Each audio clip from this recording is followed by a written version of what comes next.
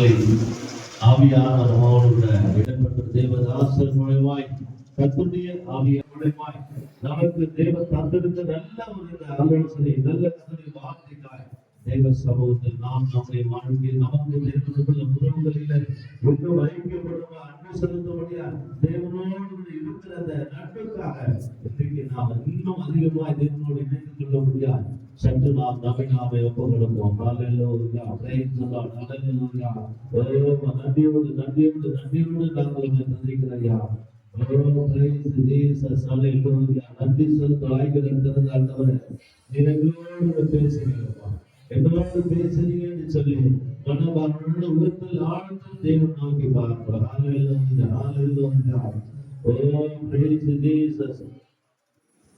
என்னையிலே தகுதி ஒன்றுமில்லையே, என் தேவன் வந்தால் என்னை காப்பாற்றே. என்னையிலே தகுதி ஒன்றுமில்லையே, என் தேவன் வந்தால் என்னை காப்பாற்றே.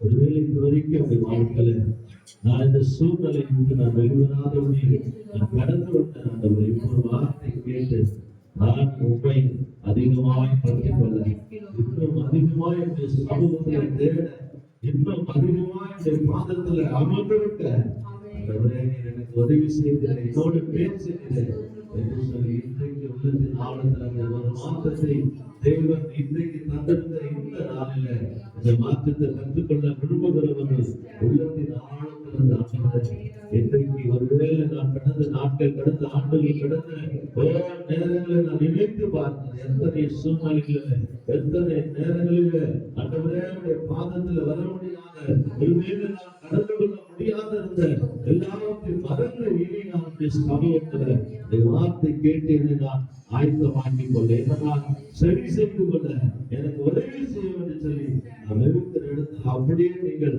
யாரெல்லாம் தெய்வ சமூகம் இன்னும் அதிகமாய் அவரை தேடுவதற்கு இன்னும் முயற்சி செய்கிறோம், இந்த கரத்தை நீட்டி அவருடைய சமூகத்தில் ஒப்பு கொடுப்போம். இன்றைக்கு இந்த நாளில் என்னென்ன கேட்டோமோ அதை கேட்ட வார்த்தைப்படி தெய்வ சமூகத்துல அவருடைய பாதத்தில் ஒப்புரவாகி கொள்வதற்கு அந்த ஒவ்வொரு என்னுடைய ஜீவ புஸ்தகத்தில் பேர் கிழிக்கப்படாதபடி ஆண்டவரே என்னை உருவாக்கி கொள்ளுங்கப்பா.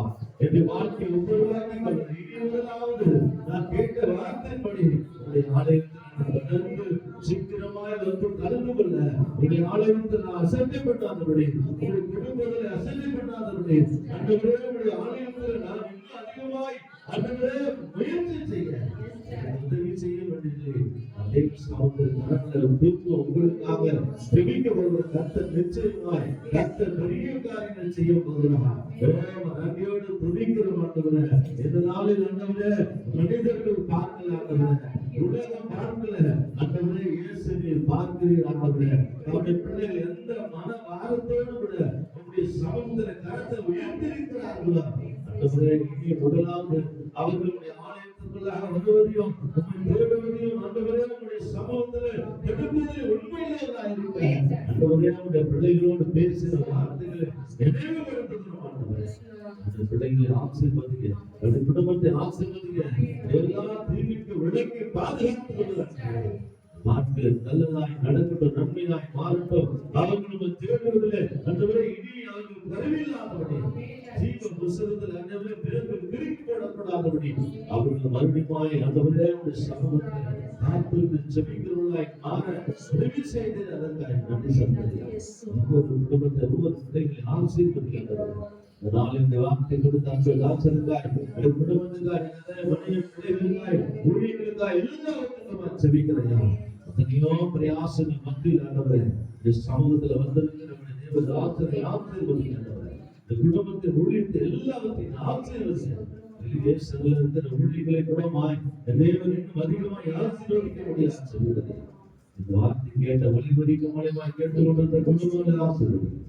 இங்க வந்திருக்கிற ஒவ்வொரு குடும்பங்களே அடுத்த வாரத்தில் சாட்சியாய் நிற்க, சாட்சியாய் சொல்ல தேவன் அனுக்கிரகம் பாராட்டபடியாக சொல்கிறோம்.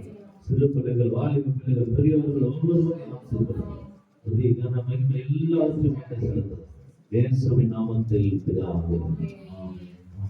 நாம் சேர்ந்து சொல்வோம். கர்த்தரை ஸ்தோத்திரி, உடனே வந்தாசை.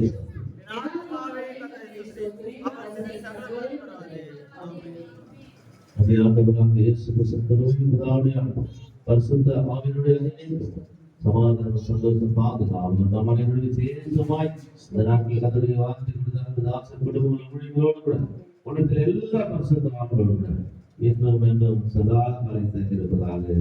ஆமென், ஆமென்.